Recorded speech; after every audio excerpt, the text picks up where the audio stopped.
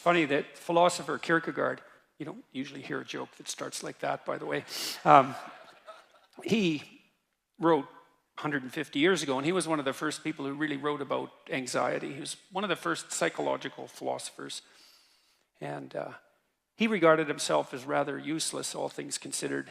And he wrote a section in one of his books about all the industrialists that were operating in Europe at that time, trying in every possible way to make life easier and more efficient and productive for everyone, which was definitely happening during the Victorian period, and Europe was rapidly transforming into an industrial powerhouse. And he said, someone as useless as him, with an orientation towards being a student who liked to sit and contemplate ideas and talk in cafes and smoke cigars and drink, could never do anything to make anything easier for anyone than everyone was already trying to make it. And so he thought that his task would be to make things more difficult for people, because there would come a time when what people wanted wasn't more ease, but more challenge and more difficulty. And that's really smart, and it's witty and it's true. And one of the things that I've come to understand, I believe, is that, and Dostoevsky knew this too. He wrote about this in Notes from Underground.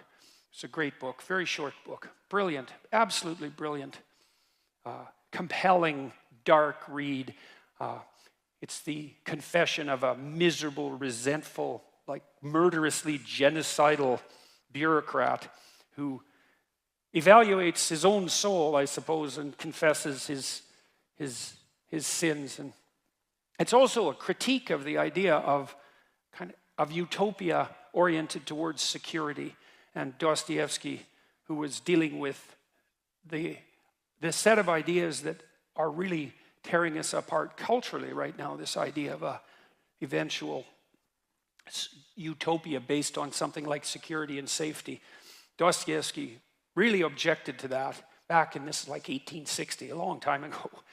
He said, the thing about people that you don't really understand is that, he said, fundamentally we're ungrateful and we can curse. That's what distinguished us from the animals, which I thought was pretty damn comical. But he said something very interesting. He said, if you set up a utopia so that all people had to do was eat cakes and busy themselves with the continuation of the species, that, yeah, right, Russian humor, that after a surfeit of that, after enough of that, which would happen quite quickly, people would just go mad just to break things, just so something unexpected and remarkable could happen, and that we're not built for security and safety, but for something, well, let's call it adventure, something like adventure.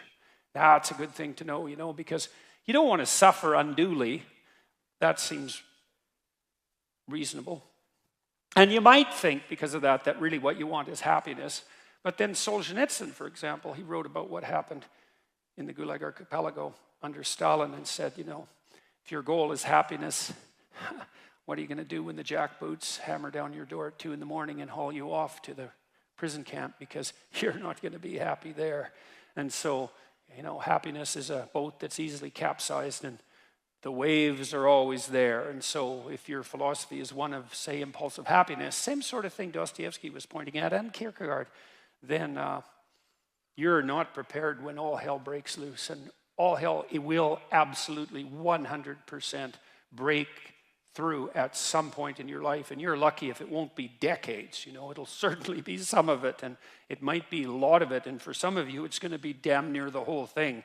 And so if what floats your boat is happiness, you're going to be capsized by the first decent wave. And so then you might ask yourself, what do you have instead of happiness that might be even more reliable? And I do think that adventure is more reliable than happiness. And in the Old Testament story of Abraham, founder of the Abrahamic faiths, and obviously a crucial figure in the development of world culture, Abraham is presented as a late bloomer, to say the least.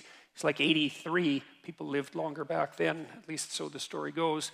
And he had a very rich father by nomadic standards, and he could just sit around in the tent all day, and a doting mother and a rich father, he could just sit around in the tent all day and eat peeled grapes and busy himself with the continuation of the species. And but God appears to him and says, get away, get out of your security, get out of your comfort. Leave your family, leave your community, leave your nation, go out into the world. And it's very interesting. It's a very interesting story. It's very interesting to contemplate it from both a psychological and a religious perspective, because what God is presented as in that book, which is a crucial book as I said, for world culture, is God is presented as the manifestation of the Spirit that calls even the too secure and pampered to adventure. And then Abraham has a pretty rough time when he goes out and has his adventure. It's not all, Skittles and roses from then on in. Quite the contrary. And he runs right away into like a conspiracy of elites to steal his wife. He runs into tyranny, runs into starvation. He encounters war. It's like he goes out in the world and he has the whole tragedy of his life, both on the social and political front and individually, But the promise is the promise of adventure, and the implication is that if you have a sufficient adventure, then that cannot so much protect you from suffering, because perhaps that is impossible, but to justify it. And because you kind of know this in your own life. When you look at your life, you might look back on travails that you've undertaken, and they've done end-of-life surveys with people and asked them what they regret. And, people don't regret what they did that didn't work. They regret what they didn't do that could have worked.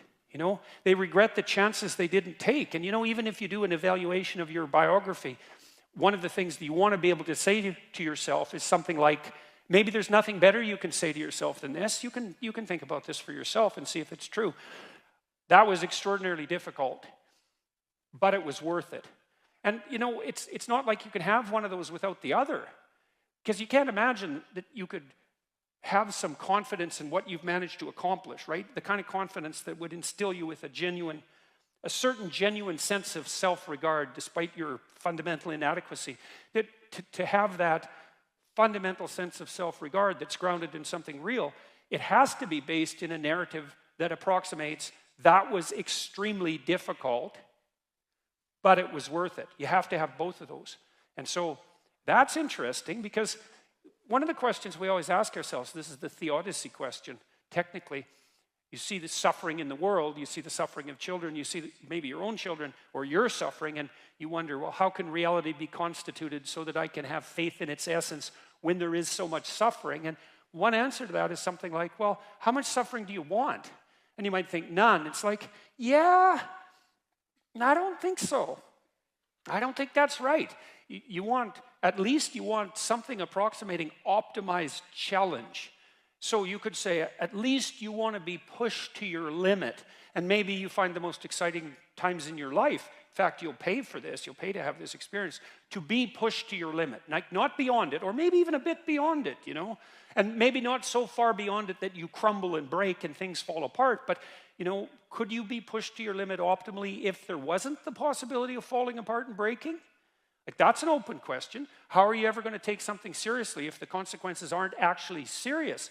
And there's something delightful about dancing on the edge. That's why Hawaiians believed that surfing was sacred, And it's because to surf, you have to be on the edge, right? And the waves can come and take you out at any moment. But without the possibility of the waves rising to take you out, then you can't dance on the edge. And maybe that's exactly what you want to do. And there's good evidence from the neuroscience literature that consciousness itself is something akin to dancing on the edge. So technically, when you're conscious, when you're awake, your brain is occupying a position between something. It's a position that's something like between chaos and order.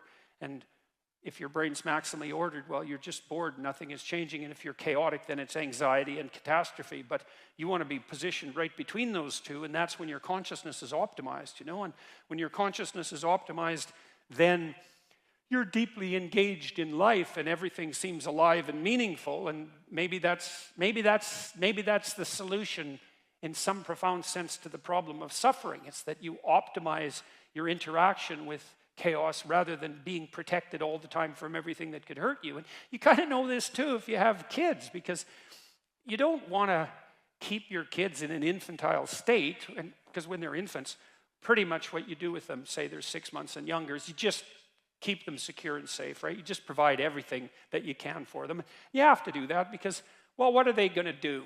They just lay there fundamentally and squawk now and then. I mean, it's not like they're ambulatory. They can't go out and do things for themselves. And so it's up to you. And your goal is to keep them secure and safe. But once they start being able to move around, then increasingly it's sort of up to them. And if you have any sense as a parent, the psychoanalysts used to say, the good mother necessarily fails.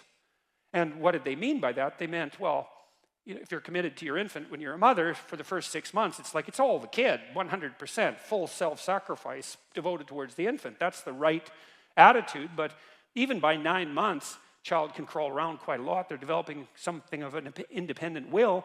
You start handing them challenges. You start handing them responsibility, and you keep them on the edge. And some of your kids are going to be able to be pushed harder than others. And part of the reason you have to develop a relationship with your kids, and your husband for that matter, is so that, you can keep them dancing on the edge, on the proper edge. And that's even better than the mere provision of security.